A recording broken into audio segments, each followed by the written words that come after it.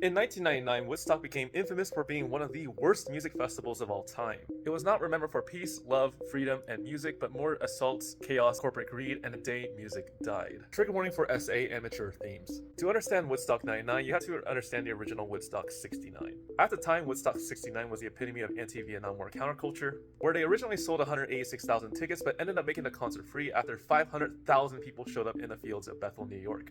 And despite having hundreds of thousands of more people than expected, and rain day one, Woodstock 69 was remembered peacefully and was remembered as one of the most iconic moments in American music history. So in 1999, 30 years later, Michael Lang and John Schur wanted to redo the event for its 30th anniversary. Even though they were the original organizers, their priorities shift from being about love and music to profit at all costs, and unfortunately that would seal its fate. First, they moved the venue from the grassy fields of Bethel to a former airbase in Rome, New York. This location was ironic due to Woodstock's original stanza being anti-war, but the site was chosen for its asphalt and concrete, which would have solved the problem of mud that was experienced in Woodstock 69 and Woodstock 94, the previous two events that they also organized. However, Woodstock 99 opened in a brutal heat wave, with temperatures reaching up to 104 degrees Fahrenheit or 40 Celsius. To maximize profit, organizers banned outside food and water. They then sold water bottles for $4 in 1999, which is the equivalent of $8 today after inflation.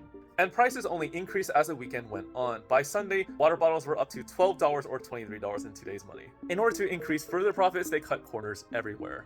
The official number of tickets sold was way underreported to avoid a $5 commission fee for every ticket sold over 200,000. Or they reportedly sold 400,000 tickets instead of the official record of 186,000. Basic services were contracted at the cheapest price, which meant that there were not enough toilets, trash cans, or medical staff. Everything related to the comfort and safety of attendees was stripped for profit. The festival also had TV deals to stream pay-per-view. The freedom of the original Woodstock was love and unity, where going without clothes was true freedom. However, freedom in the 90s meant a toxic masculinity of no rules and a party atmosphere. Unfortunately, there was an enormous amount of cases of women getting groped and SA'd, and many incidences went undocumented. Attendees, organizers, and even bands encouraged this sort of behavior. There were some bands like The Offspring who condemned these attacks during these sets. And unlike in the 60s where it was mostly chill psychedelic vibes, popular sounds in the 90s included aggressive grunge and rock metal.